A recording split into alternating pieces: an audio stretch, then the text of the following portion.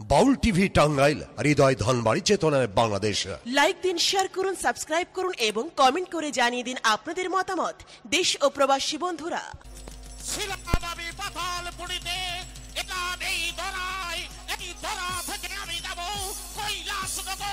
কৈলাসনগরে যে মহাবলী সেটি আমার পদ তুলি দিবে বলে বসে আছে পূজা অঞ্জলি সাজিয়ে আমি সেই পূজা সাহায্যে ভক্ষণ করিব। কোথায় পার্বতী? পার্বতী আমাকে স্মরণ করেছেন প্রভু? হ্যাঁ পার্বতী, আমি তোমাকে স্মরণ করেছি কেন জানতে চাও? তুমি আমাকে জলদি করে সেবা দাও, আমি তোমার সেবা ভক্ষণ করি। আমি যাবো কৈলাস করতে। প্রভু, আমি আপনাকে অবশ্যই সেবা দেব, কিন্তু আমার একটি কথা আছে। তোমার একটি কথা কেন? তোমার 10টি কথা একটি মহাদেব যাবার বেলায় শুনে যাবে। আমি তোমাকে অবানি দিচ্ছি, তুমি আমার কাছে খুলে বলো ওগো পার্বতী, তুমি কি বলতে চাও? আপনি কৈলাসনগর যাবেন, আমি আপনার সাথে যাব প্রভু। তুমি আমার সাথে যাবে? হ্যাঁ প্রভু। কেন পার্বতী, তুমি কি পারো না আমাকে স্বেচ্ছায় বিদায় দিতে? আমি যাব মানুষের কল্যাণের আলোচনা করতে ওই কৈলাসনগর। প্রভু, আমার মনে সাজ জেগেছে, আমি আপনার সাথে কৈলাসনগরে যাব। তোমার বড় স্বাদ জেগেছে, হ্যাঁ, প্রভু। তুমি যাবে আমার সাথে কৈলাসনগর।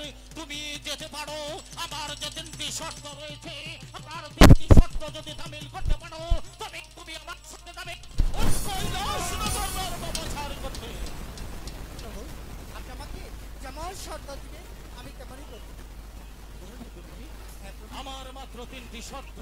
আমার প্রথম শর্ত হলো আমার পুষ্পরথে সওয়ার হয়ে যখন তুমি আকাশপথে ভ্রমণ করবে তখন তুমি ওই আকাশের তারা পাতালের পানি গণনা করতে পারবে না। আমি কখনো আকাশের তারা পাতালের বাণী করবো না প্রভু। দ্বিতীয় শর্ত হলো পার্বতী, তুমি যখন আমার পুষ্পরথে সওয়ার হয়ে আকাশপথে ভ্রমণ করবে তখন তুমি ওই পাতালপুরীতে দৃষ্টি রাখতে পারবে না। আমি পাতালপুরীতে কখনো দৃষ্টি রাখবে না। রাখবো 3 নম্বর শর্ত, তুমি তোমার কান খুলে শুনে রেখো, আমি তোমাকে যেখানে রেখে আমি ভক্তের বাড়িতে যাব সেখানে থেকে ফিরে আসা পর্যন্ত তুমি কোথাও যেতে পারবে না। আমাকে যেখানে রেখে যাবেন আমি সেখানেই বসে থাকবো। পার্বতী, বলুন প্রভু। আর বিলম্ব নয়, তুমি তোমার অন্তরাকে বন্ধন করে আমার পুষ্পরথে সওয়ার হও। আমি তোমাকে নিয়ে যাব এই মুহূর্তে কৈলাসনগর বাবা ছাড়। চলুন প্রভু। ও কি হা হা যা হাই গো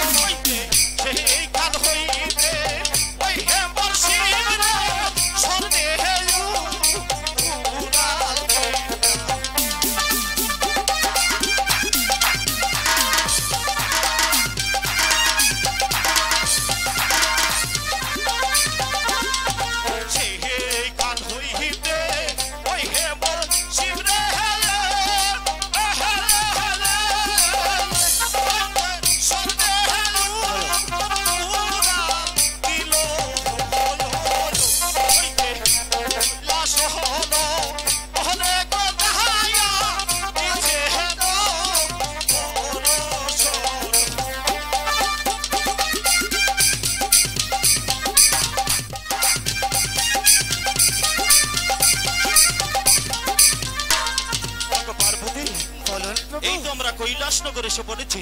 এটাই তুমি কৈলাসনগর? এখানে কিছুক্ষণ অপেক্ষা করবে, আমি যাব ভক্তের গেছে, সেখান থেকে ফিরে না আসা পর্যন্ত এক পাও তুমি কোথাও যেতে পারবে না। ঠিক আছে প্রভু। আজ কতদিন হয়ে গেল আমি যে আমার প্রভুর দেখা পাই না। তবে কি আমার প্রভু আমার সাথে অভিমান করেছে? না না, মহামণি বাড়ি আছো? মহামণি, আমার মহামণি বলে ডাকছে।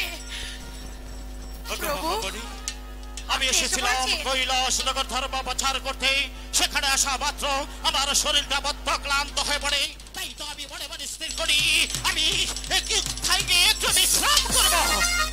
আমি তোমার বাড়িতে এসেছি, আমাকে একটি শয্যা পেতে দাও, আমি কিছুক্ষণের জন্য বিশ্রাম করব। মহামণি, প্রভু, এই তো আসুন, আমি আপনার শয্যা ব্যবস্থা করে রাখছি, আপনি বিশ্রাম করে নিন। মহামণি, আমি আপনার আমি সেবা যে করে বড় দেব। ক্লান্ত।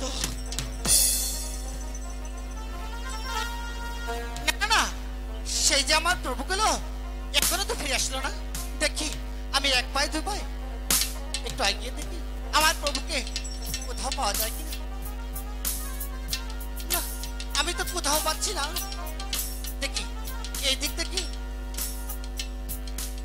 প্রভু যে কোথায় গেল, আমার যে অনেক ভয় লাগছে। ছি, ছি, ছি, ছি, ছি, ছি। একই প্রভু, আপনি কি কৈলাসনগর আসেন ধর্মের কাজ করতে না অধর্মের কাজ করতে? পার্বতী, হঠাৎ করে তুমি এখানে কেন এসেছো? আমি একটিবার কি জানতে পারি তুমি তোমার প্রভুর কথা অমান্য করে তুমি কেন এসেছো এখানে? প্রভু, আমি আপনাকে না দেখে আর বিলম্ব করতে পারলাম না, তাই চলে আসলাম প্রভু। তবে বলুন প্রভু, এই কন্যাটিকে জানতে চাও? হ্যাঁ প্রভু, আমি এটি জানতে হচ্ছে চাই। আমার পরম ভক্ত মহামণি। আমি তাই তো মাঝে সাঝে ফিরে আসি ধর্ম প্রচার করতে।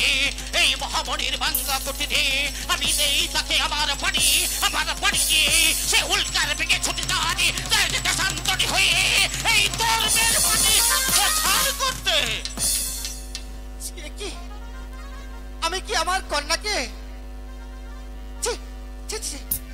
প্রভু, পার্বতী, আমার কি কোনো তুমি ক্ষমা নেই? মহাভুল করেছ। তুমি না জেনে না শুনে এক নারীকে তুমি অপবাদ দিতে যাচ্ছিলে। তুমি একটিবার তোমার ভাবা উচিত ছিল তুমিও যে নারী সেও হচ্ছে নারী। তুমি এক নারীর ঘরে জন্ম নিয়ে অনেক নারীকে দিতে যাচ্ছ মিথ্যা অপবাদ। ওগো প্রভু, আমি না জেনে যে ভুল করেছি, আমাকে ক্ষমা করে দেন না প্রভু। পার্বতী, হ্যাঁ প্রভু, ক্ষমা করে দেন। তুমি তো না জেনে ভুল করেছ, তোমার তো কোনো দোষ নেই। মহামণির কাছে তুমি ক্ষমা চেলে আমি খুশি হতাম। আমার মনে হয় স্বয়ং ভগবান তোমার ক্ষমাতে খুশি হবে। ঠিক আছে প্রভু। মা মহামণি, আমাকে ক্ষমা করে দাও না মা। মাগো, তুমি যে মা, তুমি কেন সন্তানের কাছে ক্ষমা চাইছো? মা তো কোনোদিন ভুল করতে পারে না। আরে, হয়তো আমি তো ভুল করেছি। মাগো, তুমি আমাকে ক্ষমা করে দিও। বেঁচে থাকো মা, আমি তোমাকে মা, অভয় দান করি, তুমি বেঁচে থাকো। মাগো, ওগো প্রভু, আমার কন্যা আমাকে ক্ষমা করে দিয়েছে, আপনি আমাকে ক্ষমা করে দেন না। মহামণি যখন তোমাকে ক্ষমা করেছে, এই মহাদেব কি তোমাকে ক্ষমা না করে পারে? তাই তো আর বিলম্ব নয়, এই মহামণিকে আমার বাড়ি দিয়ে এখান থেকে দেশান্তরী করে দিব। এই ধর্মের বাড়ি সে পৌঁছে দেবে সমস্ত ভক্তের দ্বারে।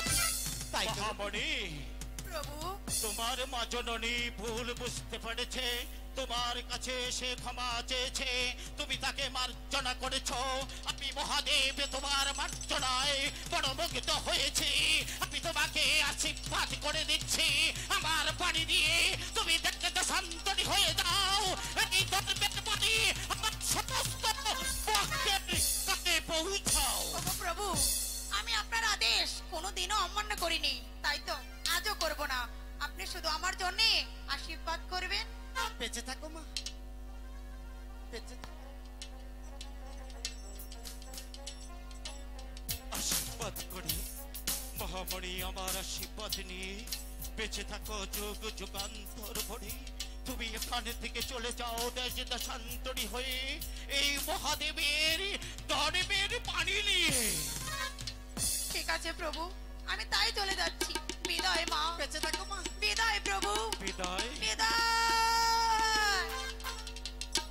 ওগো প্রভু, আমার যার কৈলাসনগর ভালো লাগছে না, চলুন না আমরা পার্বতী। আবার ফিরে যাই।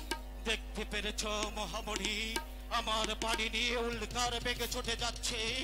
ওর ওর দিকে আমি যে চোখ ফিরাতে পারছি না। আর বিলম্ব নয়, তুমি একে বন্ধন করো, আমরা চলে যাব সেই পঞ্চপুর শহরে। তাই চলুন প্রভু। ও কি হাই হাই গো হলো ওরে হাই বেশি।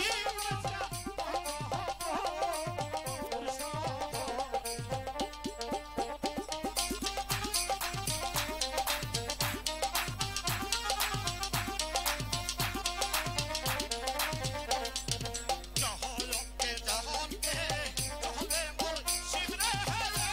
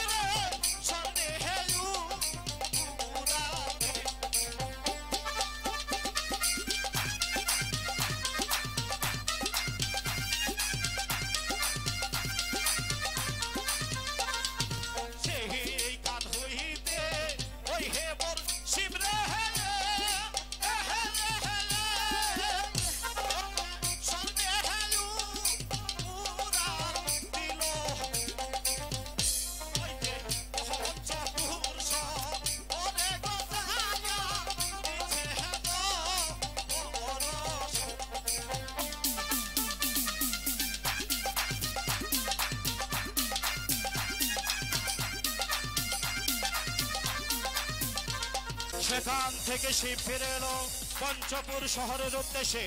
যখন শিব কমল বিলের মাঝামাঝি এসে যায়, সেই শিবের মহামণির কথা মনে পড়ে। যখন মহামণির কথা শিবের মনে পড়ে, এক ফোঁটা শেখ মণি শিবের সেই কমল বিলে পদ্মার পাতার উপর পড়ে। সেই কমল বিলে ছিল গৌরী পাখি আর গৌরানী পাখি।